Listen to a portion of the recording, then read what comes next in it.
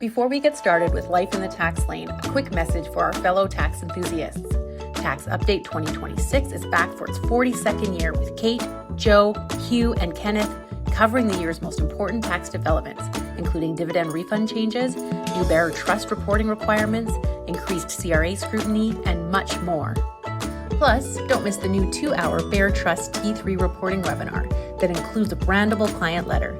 Stay tuned after today's episode to hear presenters Cait and Kenneth discuss this course. The following presentation has been prepared by the Video Tax News team for Canadian tax and financial professionals. Program recorded June 25th, 2026. Enjoy! Welcome to the July issue of Life in the Tax Lane. Hugh, sun is shining, summer is on. How are you doing today? Well, we've got our Canadian anniversary, we've got our U.S. anniversary, and then it's July for the rest of the world. I don't know about you, Cait, but I don't get 3 months vacation. Who do you know that does? Yeah, no kidding.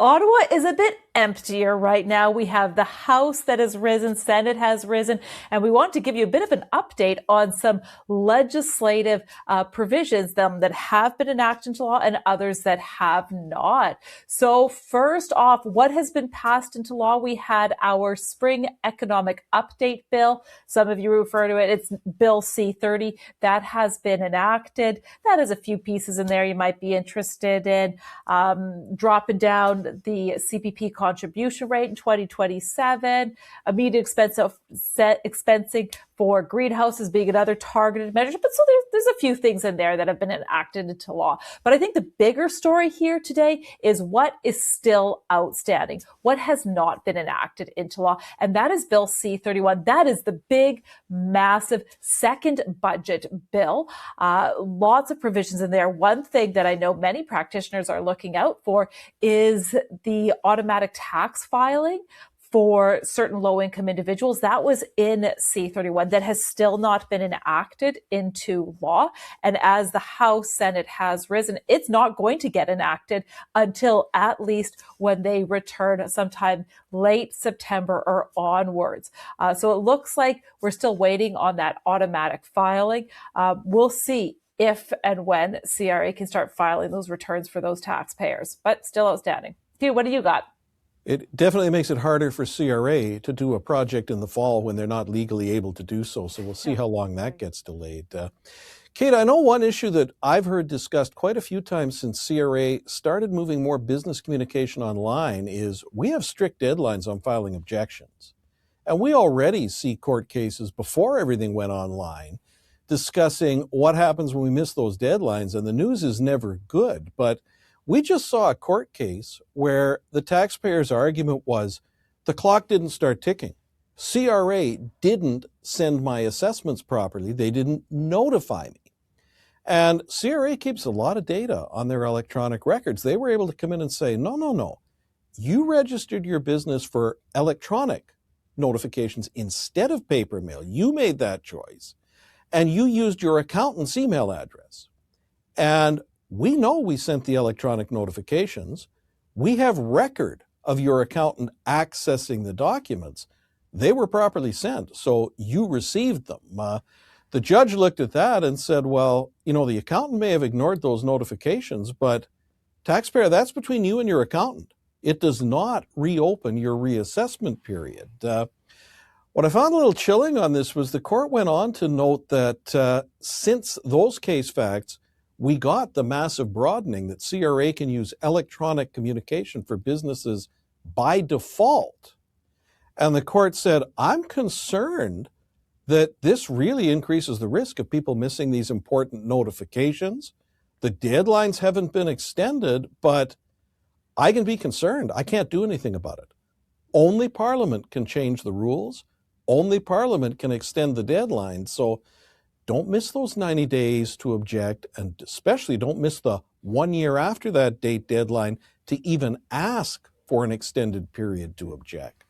And as accounting firms, what are we doing to communicate this risk to our clients? How are we setting up the systems to protect our clients? Because keeping that dispute rights options open is just massive.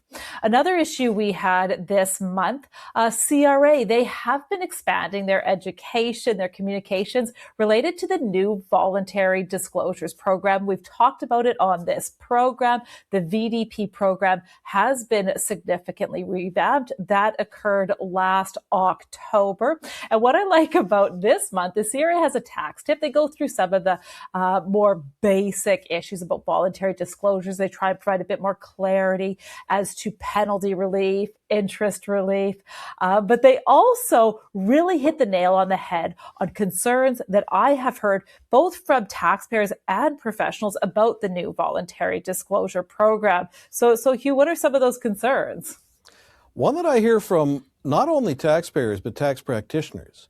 How complicated is this? Do I need to go out there and hire a high-end tax specialist to help me to help my client? Mm-hmm. And you know, when I hear that, it goes back to the answer to many, many tax questions. It depends. Some issues are simpler. Some issues are much more complex. You got to ask, you know, how much is at stake? How much penalties? How much interest? What is your risk tolerance? So it really depends. But I know CRA have been coming out and saying one of the points of this revamped system was to provide a bit more clarity, certainty as to what to expect through the system. So whether you are a taxpayer, you do it yourself, whether you're an accountant that isn't a tax specialist, take a look at the program, get familiar with it, then you can make the call. Do I hire a consultant to help with the application, to do the application, or am I comfortable with following CRA's guidance? So it's a depends. Hey, Hugh? Yeah, I would say, Cait, you hit the nail on the head. How complicated is the underlying issue? Yeah. That's probably a bigger determinant than voluntary disclosure, but we'll provide links to CRA's guidance, and that'll give you a pretty good idea what they're looking for. I always follow along with that when I'm doing VDP. Cait, one question that may not be a happy answer, but it's an answer that I think we and a lot of our clients have been waiting for. We had a taxpayer go to court recently because when she filed her 21 tax return, she missed some T5 slips. Apparently, she hadn't received them by the time she filed her return because she was getting it done early.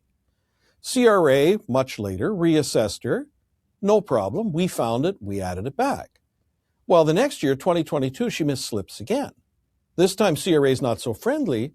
You missed income this year and you missed income in the preceding 3 years. That's an automatic penalty. So she's now appearing in court saying CRA is being mean. They're refusing to waive this penalty. It's not my fault. The slips weren't on their autofill service when I filed my return. Well, both CRA and the court were pretty unsympathetic. CRA said, we had the slips by the end of February. Where were your copies? You couldn't get them from the financial institution, even if they weren't uploaded? And our records show they were uploaded before the end of April.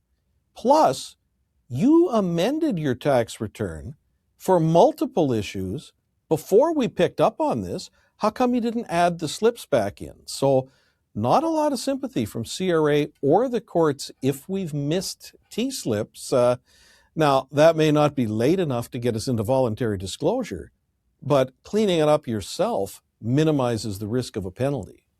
Another item we wanted to talk about this month, pretty interesting court case coming out. We had a taxpayer who had been deducting over $100,000 annually for several years in respect of fees that they paid to a corporation that provide specialized flow-through share tax planning services. So we're looking at the deduction of that $100K. We're not looking at whether the benefit we got was legitimate or not. But what I found really interesting is the court, in looking at this case, really looked at, okay, what was the payment for? What were the services that this corporation provided? And it wasn't limited to simply advising as to whether you want to buy or sell shares. They were providing wholesale tax planning techniques. They were designing, they were implementing these tax planning programs.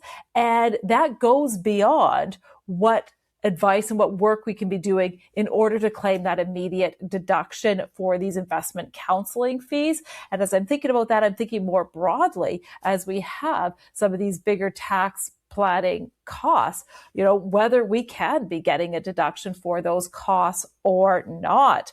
Now, the other thing I wanted to mention that came out of this court case was the other issue about, okay, so you're deducting these fees to get a tax benefit, but where was that deduction in respect of costs incurred to earn income? If you're not incurring these costs to earn income just to get a benefit, you may lose that ability to deduct regardless. Now, the court did not opine on that issue, but it does bring up another issue that we need to be considering as we have some of these bigger fees for various types of planning services. Okay, that's all the issues we have time for, but I know for those who are concerned about the impending Bear Trust rules, you might want to stick around and watch our information on our new course on that topic. Hey, Ken, it's back. What's back, Caitlin? Bear Trust reporting.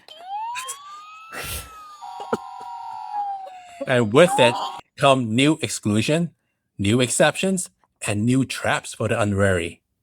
I have to say, as I'm thinking about these new legislated rules that are going to capture many of our Bear Trust arrangements, I think the common theme, the default rule, needs to be recognized. If you have a Bear Trust arrangement, you are into the rules. You have to file either a T3 or a Schedule 15 unless you meet an escape hatch, legislated carve-outs from the rules. These escape hatches can be tricky though.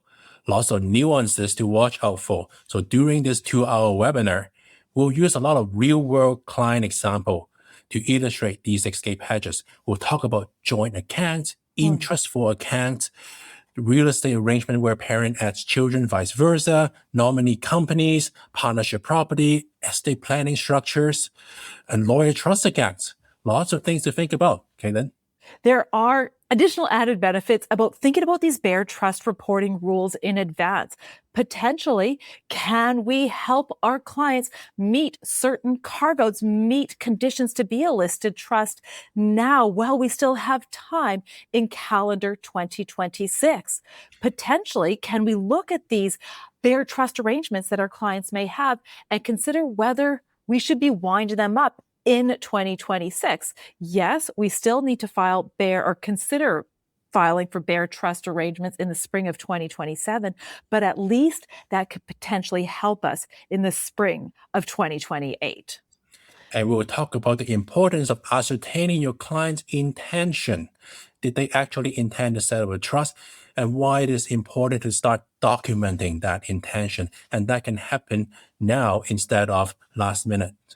Mm-hmm. One of the tools we are going to be including in this 2-hour webinar is a brandable client letter that you can use to communicate with your clients to help identify whether we have a Bear Trust arrangement or not. So getting the conversation going, the earlier we can start the questions, the earlier as a firm, we can figure out these rules and plan for the additional workflow in the spring of 2027.